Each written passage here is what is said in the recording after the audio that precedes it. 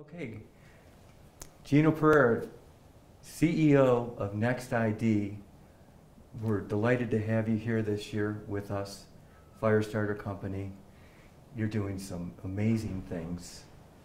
The markets are ripe for what you're doing. We've got a lot to talk about. We don't have a lot of time today, but I think it's let's just dive in, because this is one of the most exciting things that we've seen at SNS in a long time, and I think that you've got a wide open space and some great opportunities. So you got into this because cybersecurity, there are problems with passwords, people are getting hacked, we see the stories in the paper, right? What can we do today to change the paradigm, and what is NXT-ID doing to do that, to help do that? Sure, thanks very much, Steve. Pleasure to be here. Sure. Really, you know, everybody gets hacked. There are massive numbers, right? We talk about billions of identities being hacked. 13 million people a year in the United States get hacked. It's an extraordinarily high number. And really, the companies that are being hacked are really smart companies, people a lot smarter than I am. The only way not to get hacked is to be off the grid. You can't be on a server. You can't be anywhere where anybody has access to hack your information. So what NXT-ID has come up with is the next smart wallet, because the wallet that you have today is not on the grid, right? It's not on a server. It's really not on a phone, although people are trying to put things on a phone. The wallet that you carry is safe because you carry it in your pocket today. And that's what we've done with NXT-ID. We've come up with a product called a wocket, and actually I have a wocket in my pocket. Okay. And this is a wocket. And this is the next generation smart wallet. This will replace your wallet in the future. Okay. And all of your sensitive information is on here in a secure encrypted chip. Okay. And only you have access to it through either an alphanumeric PIN or a voice biometric. You can speak to your wallet. And when you have gain access to it, you have access to your credit cards, your debit cards, your loyalty cards, and you select just one that you wish to use. Okay. And then when you've selected that one, you can take it out of your wocket and you can swipe this like a regular credit card or a debit card or a loyalty card, and it makes that payment for you. So now you've reduced all the bulk in your wallet down to this slim device. The George Costanza problem, right? The George Costanza problem. I should give him a call. That was a great one. Yeah. And you have this really easy to use device, can store up to 10,000 pieces of information. Though that's another problem if you have 10,000 pieces of information, but it can store an awful lot of information, and it's safe and it's secure. And if you lose it, all your cards and your important critical information are safely at home. So the information, all the information is digital, but you've designed it so it seems like it's off the grid? Well, this is not connected to anything. Okay. So this does not connect to the internet. Right. So nobody can come and skim anything off of here. Okay. It's all the information's on a tamper-proof, secure encrypted chip. Okay. And my partner David Tunnell used to work for the NSA and used to lecture in encryption. Okay. So it's, as far as consumer security is concerned, it's very solid. Right. So you've taken the physical wallet, you've digitized it.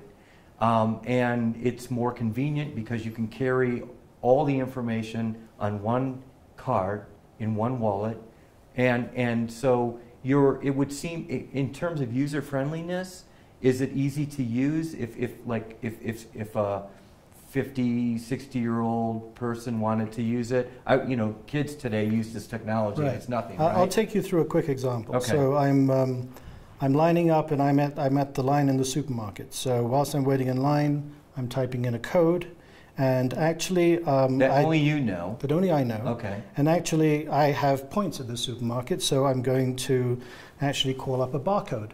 Okay. And I'm going to use that to scan my barcode and get my loyalty points. Okay. And then very quickly, with a couple of swipes, I'm going to go and pull out the card that I wish to use to make a payment.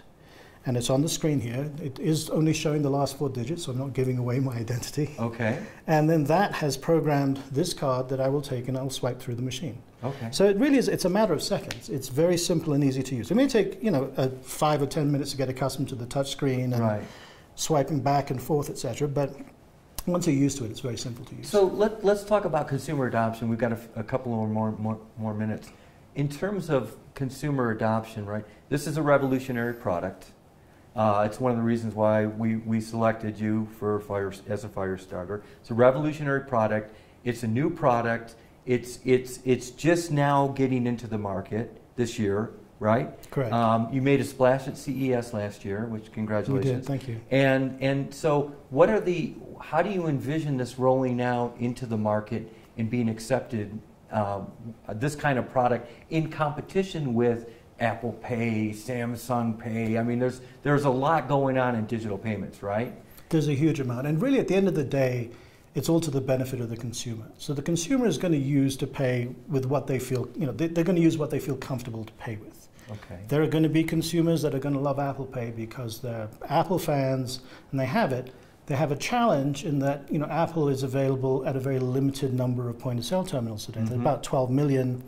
Apple may be in about 1 million of those today, so it can't work at a lot of places. Samsung Pay has got better adoptions, can work at many more places because they have a slightly different technology, a little bit closer to the technology that we use. Right. And but still, it's rather limited. So I think it's going to be horses for courses. There are going to be some consumers who say, you know what, I like the idea of having a wallet. And so I like the idea of a modern wallet. I keep all my stuff in it, easy for me to make payments with. That's how I wish to pay. Right. There will be other folks that say, well, I really find it very convenient to make a payment with my phone, and I'm going to do that. And in either situation, there are going to be pluses and minuses. But the important thing is that the consumer wins, and it's a massive market for everybody. I mean, it's trillions of dollars. Right. So and where can we buy the wocket? you can actually buy a wocket at www.wocketwallet.com, and wocket is WOCKET. Right, okay, so the website, and then plans for distribution, Amazon? We do, we're going to be on Amazon. We've just recently had the former CEO of Walmart retail stores join our advisory board. Oh, congrats. And so that's an amazing achievement for us. Yes. And obviously, William Fields has got extraordinary retail reputation and capability. Right. And he's going to lead our charge into distribution. Fantastic. Well, once again, congratulations on being a FiReStarter company. We wish you all the best, and we look forward to hearing more about your products at this event. That's great. Thanks very much, Steve. Thanks, Appreciate Gino. it. Thank you. Bye-bye. Bye.